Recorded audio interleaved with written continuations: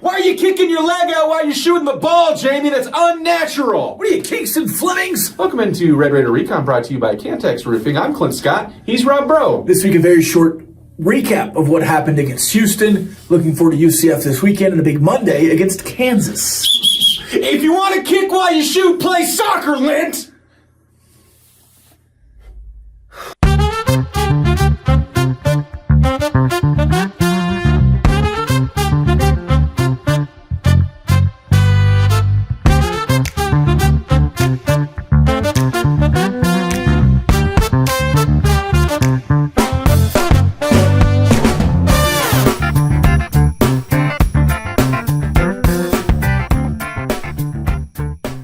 Massive win against Houston this weekend in the snow and the ice on a Saturday afternoon.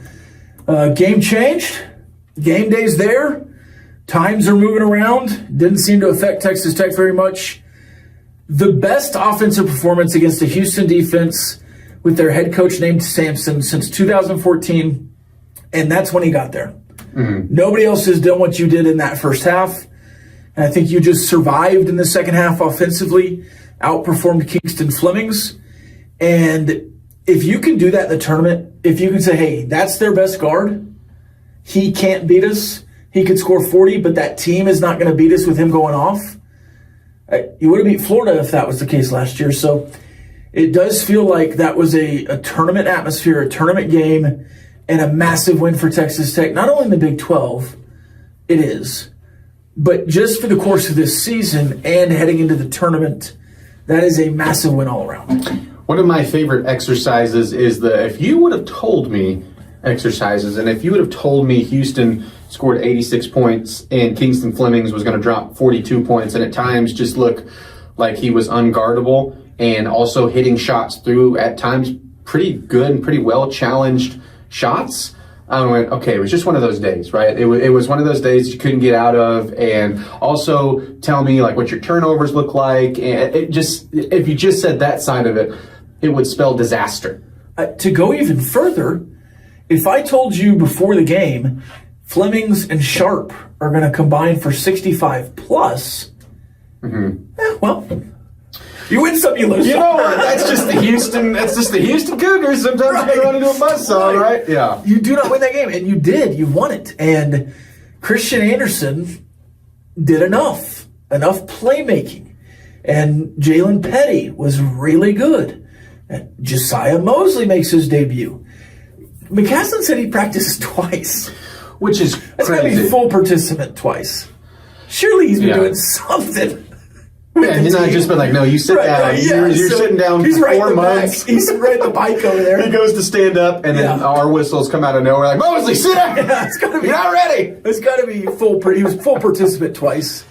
But still to have, the rebounds he had in 10 minutes and score twice.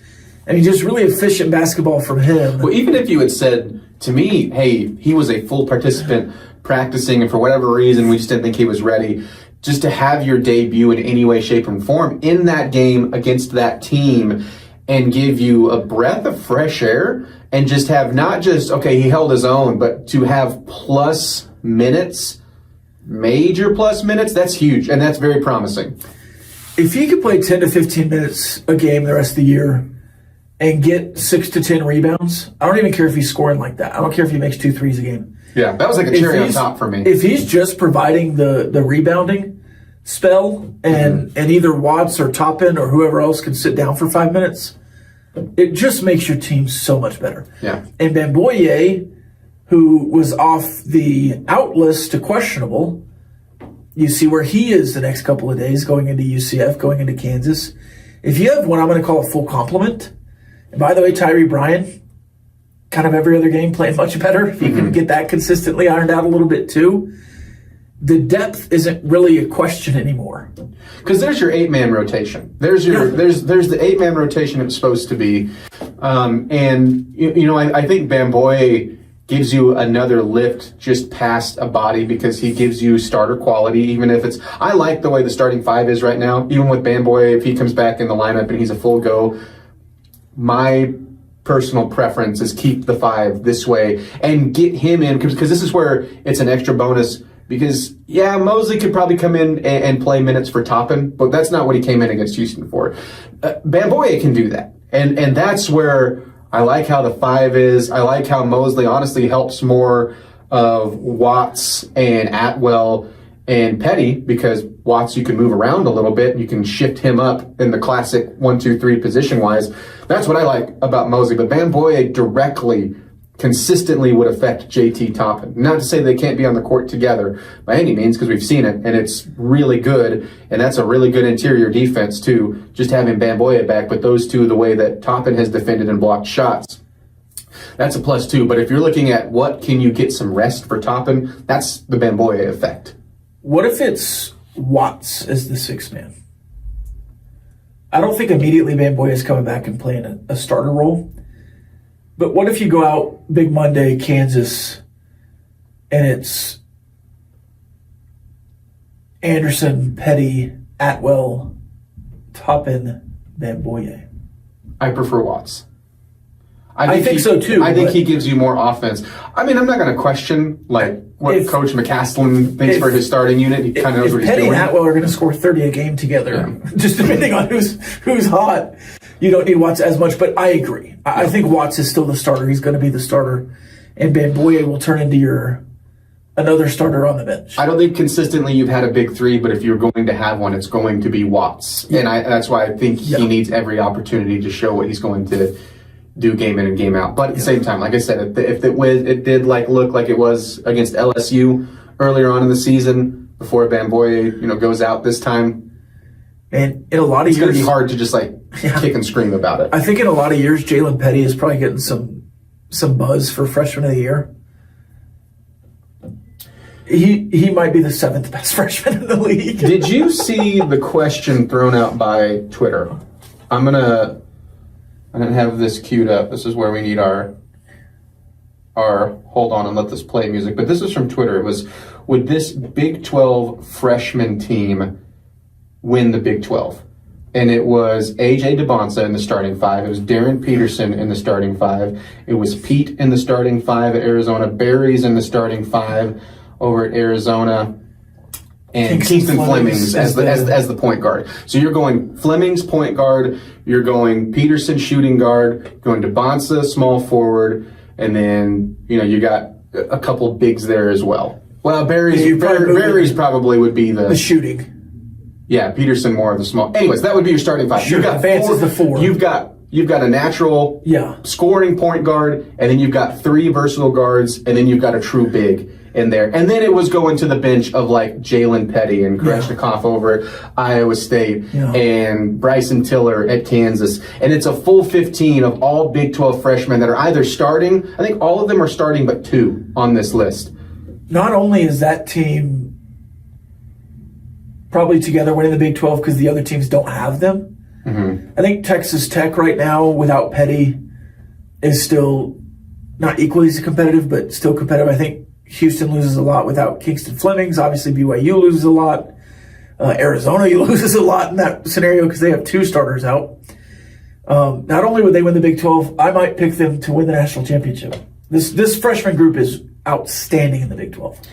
I think it's the best. It's the best Big 12 freshman group we've ever seen. And this is a conference that has had just NBA locks, has had a number 1 pick, more than one, has had easily this guy's going to be in the NBA and he's going to have a long career in the NBA. Those guys have always been in the Big 12. But this is, the most NBA locks you've ever had. And then on top of it, you also have guys that you can, like a Jalen Petty is a perfect example, a guy that you can see has got a super high ceiling, is already sticking his nose in on defense, is already contributing, and on this freshman one would be coming off the bench, and I don't have a problem with saying that. It's not Duke and Kentucky that have 6 of the top 15 freshmen. Yeah. It's spread out, which I think is even more impressive that 6 Big 12 teams have really good freshmen. And that award is, if Peterson plays the rest of the season, which he missed another game this weekend. He is scheduled to be back against BYU on Saturday. He was, I think, questionable with the ankle. I think he just rolled a little bit. That's what Bill Self said. Oh, did you see the play on it when he rolled it in Colorado? Yeah. It looked bad. It was a rolled ankle. Yeah, no, It's not what Bill Self said. That's what Bill Self said. Well, Bill Self was like, it's not a big deal. He's going to miss again. That's all I was saying. It's not like when Bill Self said the other things earlier in the year, which is mysterious lower body injury or the mysterious heart injury. I think Darren Peterson probably, if he played more games, would be right there with DeBance as the freshman of the year. But right now, it's DeBance's award to lose, though Kingston Flemings, I think, is making his case in the last month.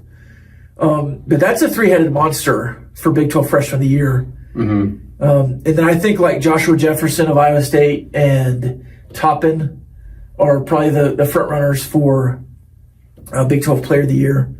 But, you know, if BYU finishes strong, or if Kansas finishes strong and Darren Peterson plays the next, you know, however many games they have left, they could be in the mix for Player of the Year too. Because, 10 of the 20 games Darren Peterson's played?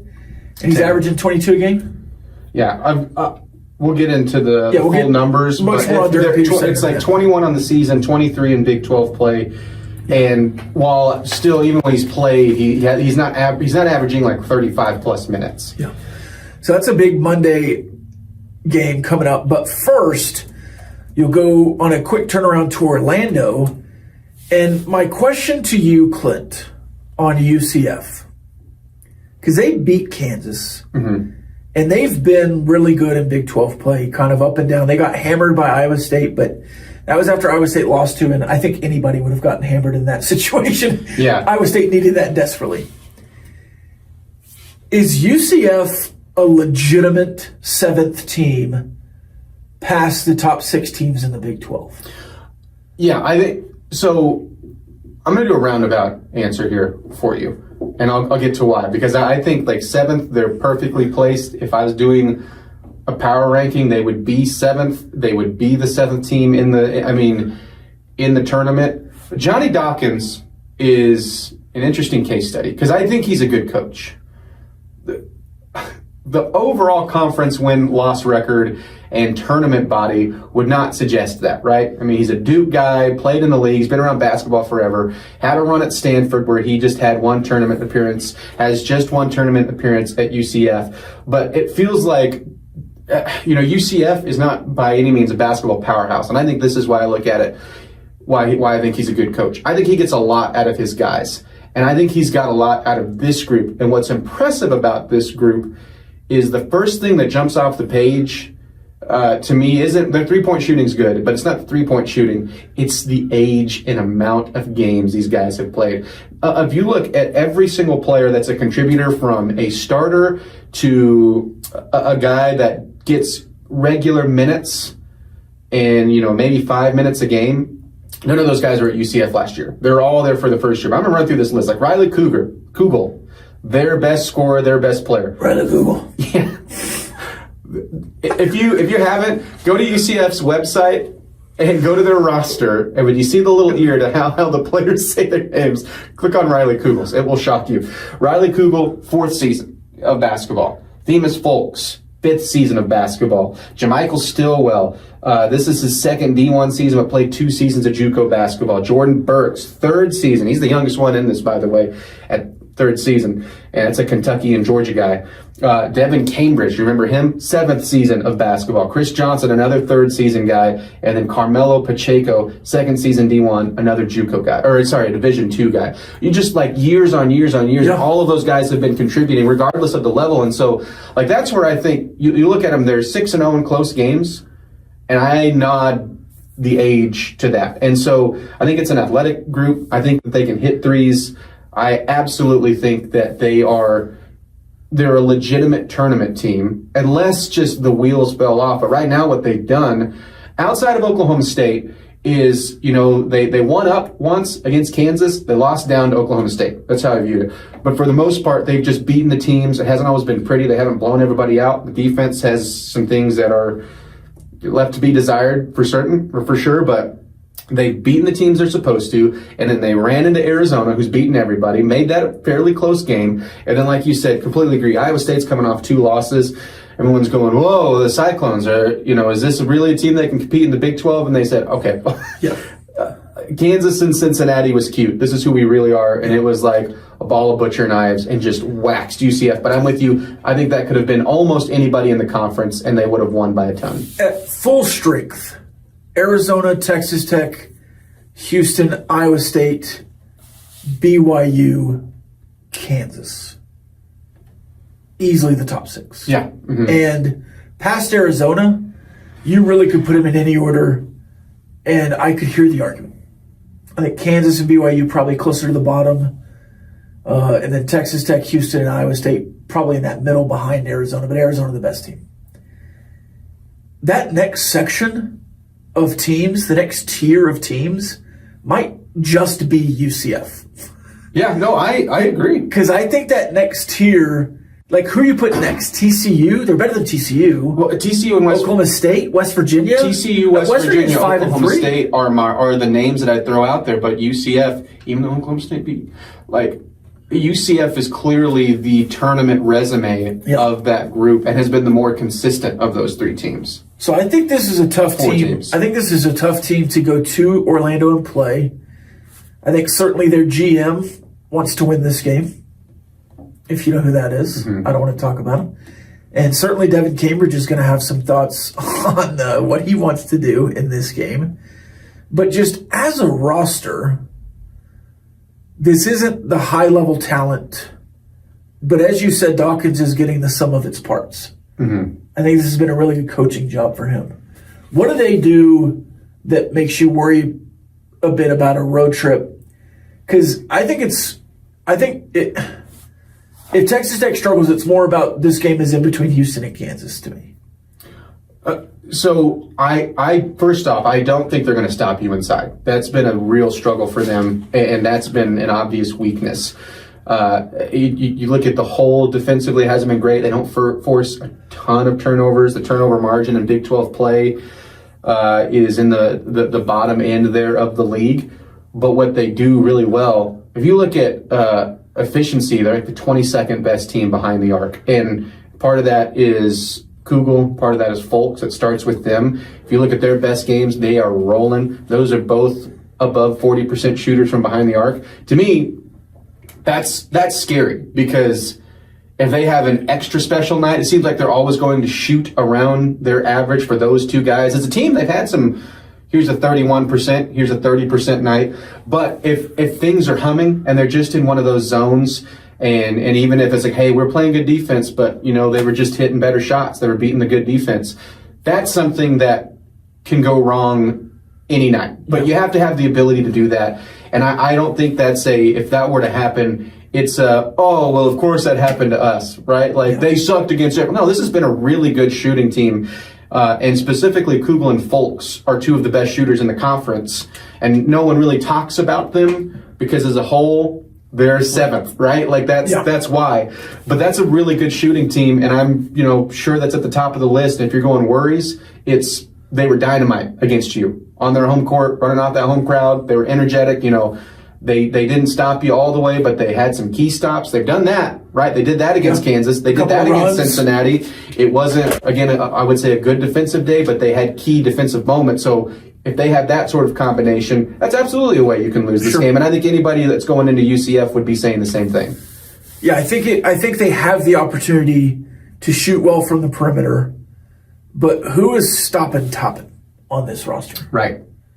I think you can dominate down low, and if Bamboye, after a week off in the midweek, is able to play, if Mosley is back out there getting rebounds, if Watts has a bounce back game, which I think he'll be trying to do, it just feels like this game could be a bit of a slog. And if you're getting in the mud, Texas Tech is better equipped to do that than UCF. Toppin could have a big night. Yeah. Well, by the way, that last sentence, put it in every game. Yes. But if you look at where their struggles down low have been, it's also been, there's a reason why they have to score from the outside, because they haven't been able to consistently score at the block or in the paint. And it's just not a great percentage there because they don't get a lot of looks there either. And so I think defensively, offensively, and if you do get Bamboye back, you can say this for the whole defense, what I'm excited to see. because I think you've clearly taken massive steps defensively as a team. I think you've also had individual guys like we talked about last time, like Donovan Atwell, that's taken an individual step over the past month as a defender. This is a great example of saying, hey, this is not that same Houston team, right? This isn't BYU, who you defended really well against. This is a team that's built around two terrific shooters and some other guys can knock it down too, and they can get out in transition. I would say like they're great at shooting the three, but they're just really good, and this is a great way I think to describe them. They're just really good in a lot of other departments of basketball, and that's why they're a really good basketball team, right? Or maybe you could lean it more to pretty good, but you're saying, hey, Atwell or Petty or Anderson, whoever ends up on those two guys, just go hold them to below average nights, and it's probably going to go south for UCF. And if UCF wants to get in a shootout, good.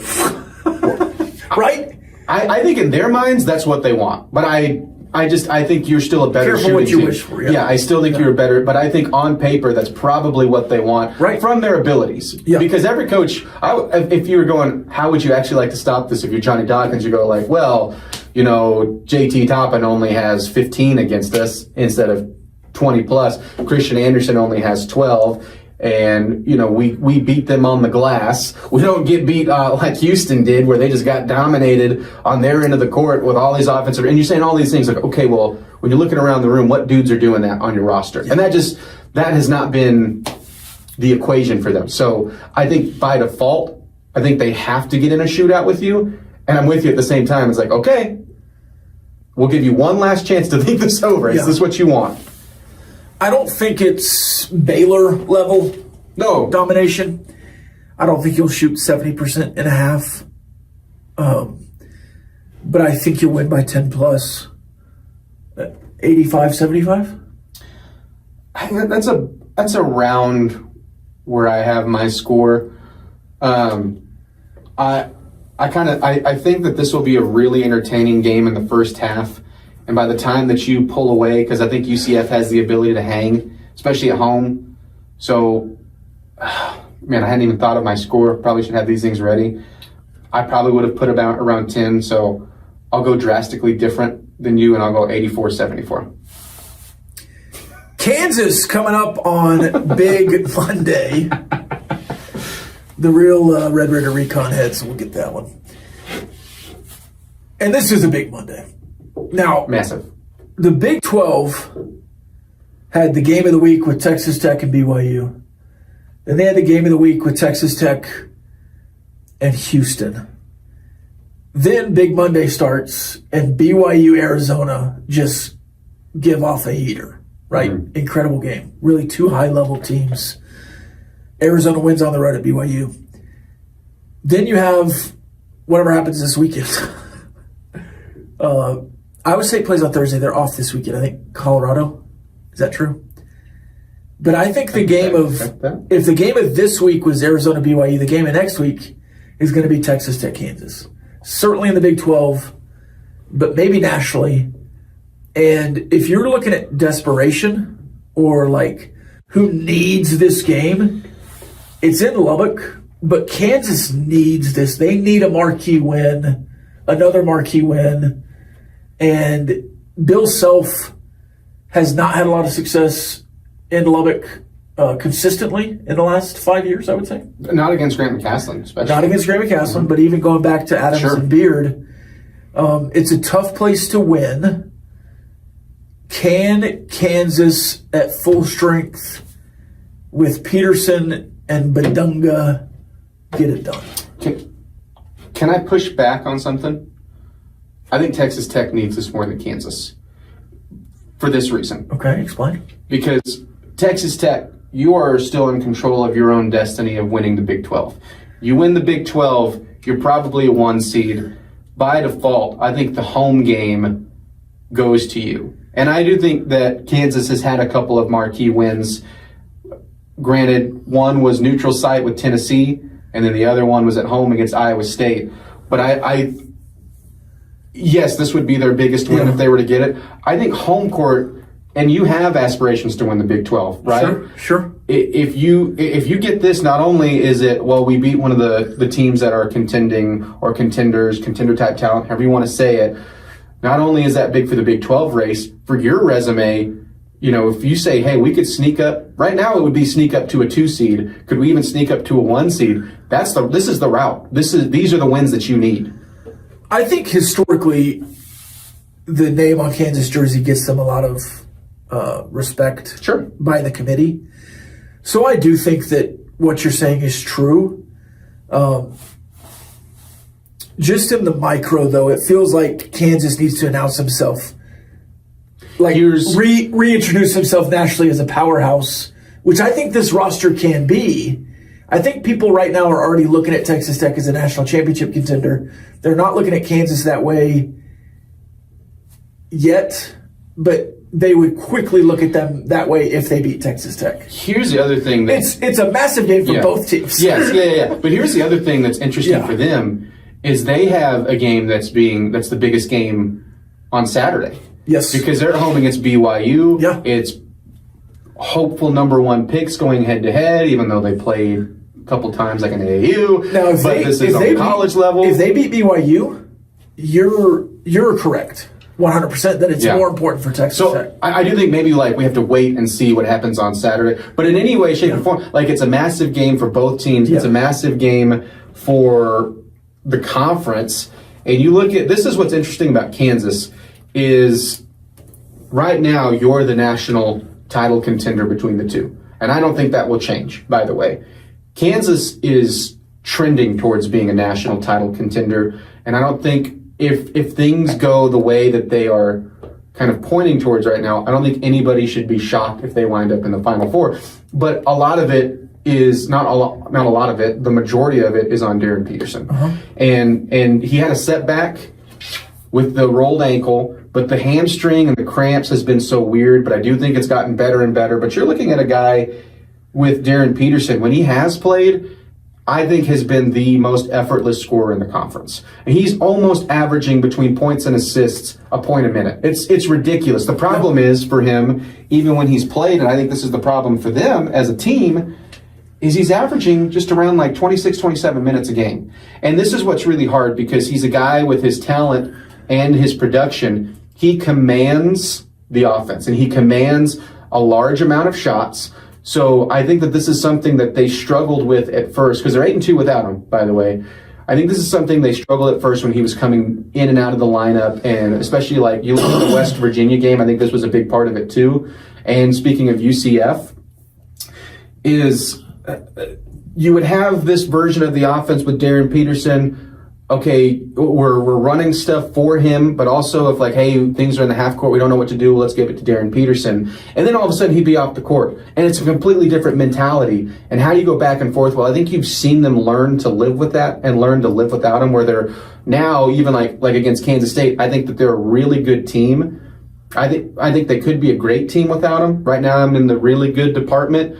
They are a great team when he's in the lineup, but the problem in the same game, you can see a great team turn back to that really good team, if that makes any sense. And if they struggle or lose to BYU, even if it's a close game at home, we talked about UCF being that 7th team. Mm-hmm. I think if they lose to BYU, period, at home, or struggle with BYU, then it's more of a top 5, and then the 6-7 category is Kansas and UCF. Yeah, I would agree with that because, again, that loss would be at home. Yeah. So, yeah. But if Kansas wins, they might even pass BYU, who's now lost to Arizona, Texas Tech, and Kansas. I think if you're doing a battle for placement, 100%. Yeah. And also, to me, if you're doing power rankings, there is a little bit, what have you done for me lately? Well, what Kansas has been lately has been excellent and has been a dangerous team. And I also think a big thing, too, I've got them at 6 right now. I have them already above BYU, if I'm being honest. But again, the great thing, if you're arguing with that argument gets to be settled on Saturday, right? Certainly. I think what you're seeing with them is their bigs are playing a lot better, and specifically Flory Badunga. I think, I'm saying especially a lot, but especially without Peterson, in the lineup or in a game when he's not on the court. Badunga was the key against Baylor. Badunga was the key against Iowa State. Badunga dominated Kansas State, which I know was bad. But is that a game plan thing? Bill Self's game plan favors the big man if the guard heavy scoring is not on the floor. No, I think inbounds. I think Badunga is a key regardless. Right, but more of a key with him off the floor is what you said. Well, by default, he has to be. Like, he has to be. Right, it forces it to go low offensively. He's the star defensively regardless. He's the best shot blocker in the conference. I don't necessarily think that means best post defender in the conference, but he's the best shot blocker. But you look offensively, and why I think he's a key is he's finding production more than just being like a post-up guy. Honestly, he's pretty just, I would argue he's an above average post move guy, but he kills you on the glass. And so that's not necessarily like, hey, we have to draw things up for him, because I think Melvin Council and I think Trey White are such a big piece of that offensively. And you're trying to find shots for Trey White on the outside. You're trying to get Melvin Council, who's a really good distributor, not to the level of Christian Anderson, but is a good distributor, and I would say top 10 in the Big 12. Part of that's getting him downhill. I would also say for them is getting transition buckets. And so, yes, he's a key. I'm not trying to turn that down, but I don't necessarily think it's as simple as going, all right, we got to draw up plays where we're finding him on the block. Yeah. Well, I was doing one of those things where I was trying to lead you to an answer. Is it fair to say if Kansas beats Texas Tech and everyone's healthy, Badunga's the star? He's the catalyst. Just based on what Texas Tech has struggled with, and this is without Bamboye, but even with Bamboye, I think a low post presence, if he has 20 and 10, would be more important than Peterson having 35. Yes, and I know you're just talking about scoring, but also tell me what he did. Right, and he affects JT Top. Tell me what he did defensively. Yeah. Because I think he'll end up around a double-double, but is that around a double-double 12 and 8? Or is it 20 and 10? Yeah. So I don't think that you, if it's the Jayhawks, they can't walk out with a win without him having, like, he's clearly one of the 4 best players on the court, regardless of how you divide it up. Yes, 100%. But I think I don't see them winning this game if Darren Peterson isn't there. I don't. As much as I think that they have found some things, I don't think that they're near good enough to contend with you or score with you, for that matter. And by the way, their defense, if you look at the last 4 games, what they've been, no one above the 70s, no one in the 70s. And so I think that they're taking steps with their defense. I do think that, and this is funny because I don't necessarily think you said this about the last 2 Jayhawk teams. I think they play really hard. I think there's a good connection. I think there's a good cohesion between everybody at this point. But have they played 40 minutes in a Big 12 game yet? A great 40 minutes? Yeah, Baylor was. Kansas or Iowa State was. Yeah, 100%. Was it like 36? No, Iowa State didn't have any runs. No, I would say they hammered Iowa State. I would say they played a really good 40 minutes against both of those teams. Okay. Because that was their issue maybe early on, and then with the Darren Peterson kind of in and out kind of thing. And that's where clunkiness, I think, hurt them a lot with that of, hey, we're learning how to play with Darren Peterson. Right. Hey, we're learning how to play without him. Now we're having to do it in the same time, all while going on the road to a Big 12 opponent, regardless of who it is. You know, I didn't really think about that until you said that. This team is playing much tougher than the last couple of Kansas teams. I thought the last few Bill Self teams were frankly soft. I don't disagree. And I do think they have a bit of an edge this year that they hadn't. Part of that is... And not necessarily Darren Peterson, but the rest of the team really does. They play tough. Badunga's an animal. Yes. But we knew that. It was really important for him to keep him there. Those guards on the perimeter, they're feisty. Melvin Council is the heart and soul of that team. This is the problem. This is the problem for them. Is, again, if Darren Peterson isn't a full go, which, again, if he's playing against BYU, I would expect him to be a full go at Texas Tech. I don't think that they can beat you. But even with him, the defense, as improved as I think it is, you're going to test it. How about in the last 10 games for you, the second most efficient offense in the country? If you're just looking at T-rank, adjusted efficiency, going up against, now they've been in the last 10 for them, the 18th best defense, but still, like, you knew you had a good offense. You are playing on another level right now. And I do think that they're a little bit better on the interior. And you go, well, that's great for them. But at the same time, they haven't really faced the inside post presence that you're bringing. Yeah. Right? Like I'm so curious how they handle JT Toppin, because, you know, they just did this on the perimeter. And the other thing is, do they do this to Christian Anderson? Now, this is at a much worse team. So when they played Kansas State, Bill Self essentially said, PJ Haggerty, we're going to make you get rid of the ball. And Haggerty still found his points in the second half, but a bad night on his terms, right? Like, you completely dictated what he did if you're the Jayhawks. I think you'll do that again against Christian Anderson, but no one else has had the post presence on top of it, right? No one has had the consistent shooting threat that the Red Raiders do. So that's been the difference. Yeah, I'm really curious of how they approach the Red Raiders offense. And there's and this could be anybody that is saying, hey, the defense is better than our offense right now, which is the case for the Jayhawks. This could turn into a disaster. It really could. You would be completely satisfied with 12 and 8 from 12 points, 8 assists from Christian Anderson, which is about what he did against Houston, if he's facilitating like he has been. Yeah. Because those assists aren't just lucky passes. No. Or lucky shots. Sure. Or long skip passes. Those are calculated great passes to open shooters. And Atwell and Petty have been knocking them down, and on the pick and roll, him and Toppin are better than everyone else. And it's the best 1-2 punch in college basketball. Today there was a top 50 players in college basketball. Only one team in the country had 2 top 12 players. Toppin at 6, Anderson at 12. Yeah. This is just straight up college basketball players.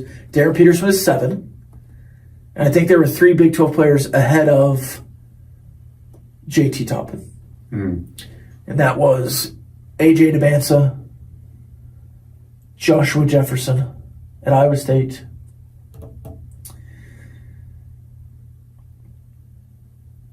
maybe it was just the 2 in front of him. No, I think the Big 12 had one more up there. I'm trying to think of now who it would be. What was it titled? Best top 50 college basketball players. It was on ESPN. It was Borzello and the other guy. Wouldn't have been Chilovich, would it? No, he was lower. Couldn't have been Berries or Pete. No. I was trying to think. Arizona didn't have anybody in the top 5, I don't think. Maybe it was Bradley at Arizona? Maybe. Regardless, there was only one Big 12 team with 2 players up there. I think that's the difference. Healthy Darren Peterson does worry me, but he can go off for 40 just like Kingston Flemings did. And it's going to take Badunga and Council and all these guys to also be good.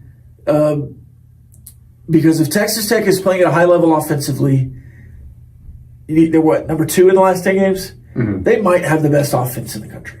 Just based on how everything's going at their peak. For my money, 1,000% they do. Because, I mean, I know adjusted efficiency takes the defenses that you're facing into account, right? And it rates it that way. But still, I think it's just so impressive that you have the best outside shooting attack in the conference, and then also a national player of the year, not just candidate. He should, if you do if the season ended today game, the national player of the year down low, hammering people. I mean, being unstoppable. And the step he's taken this year, I was curious just how big it could be, but when you're looking at 5 30-plus double-doubles, I mean, it's wild, and I'm not knocking what he did last year by any means, because he absolutely earned Big 12 Player of the Year. He was great. He was a double-double machine. But the offense has gotten even more consistent. The shooting percentage is better. Like, everything that he does, on the offensive end, and this it's not also talking about the steps he's taken defensively, I think, as a shot blocker, but everything that he's done with just one-on-one offense and then also being smart of when to pass out of these double teams, he's clearly taken another step and is doing things that no one else is doing in college basketball. And there's a lot of great college basketball players right now. Boozer is a terrific basketball player, putting up ridiculous numbers. He was number one. I thought you were just Big 12 guys. No, the list. Yep. Yeah. No, that was across all of college basketball. Gotcha. I misunderstood. The last 5 games, free throw percentage, JT Toppin, what would you be your guess? It has been obviously much better. I might guess, just to play it safe, high 70s? Yeah, 76, I think. Yeah. And that was with a 7 of 8. He's like 2 of 3, didn't shoot 1, 7 of 8. Yeah. And all massive against Houston. Massive. And that's where if he's making free throws at any sort of consistent basis, he truly is unstoppable. Yeah. Because you can't just hack a Shaq. No. I think Kansas, yeah. Baba Toppin.